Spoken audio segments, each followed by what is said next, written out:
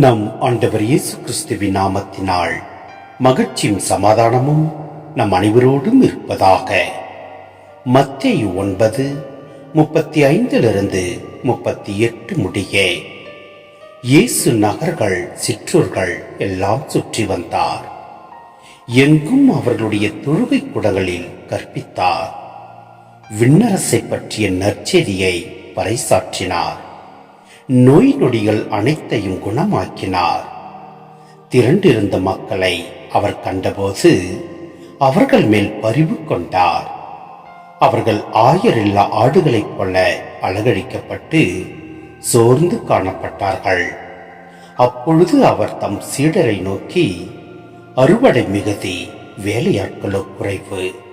ஆகையால் தேவையான வேலையாட்களை தமது அறுவடைக்கு அனுப்பும்படி அறுவடையின் உரிமையாளரிடம் மன்றாடுங்கள் என்றார். சிந்தனை: திரண்டிருந்த மக்களை இயேசு கண்டபோது அவர்கள் மேல் பரிவு கொண்டார். அதாவது இயேசு மக்களின் பிணிகளை போக்க ஆற்றிய பல்வேறு வல்ல செயல்களின் நோக்கம் அவர்களிடையே இறையாட்சியை உருவாக்குவதே. அவர் காட்டிய பரிவு, அவர்கள் பெற்ற உடல்நலம், அங்கே ஏற்பட்ட மகிழ்ச்சி ஆகிய அனைத்துமே இறையாட்சியின் மதிப்பீடுகள் தான்.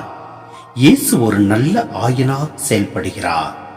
அலங்கரிக்கப்பட்டிருந்த தம் மந்தையை பரிவுடன் பேணுகின்றார். இறையாட்சியும் படிப்படியாக மலர்கின்றது.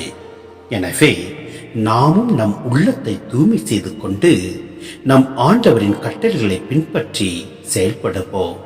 இறை ஆட்சியை எடுத்துரைப்போம். எல்லாம் வல்ல இறைவன் நம்மை நிறைவாய் ஆசீர்வதிப்பார். ஆமென்.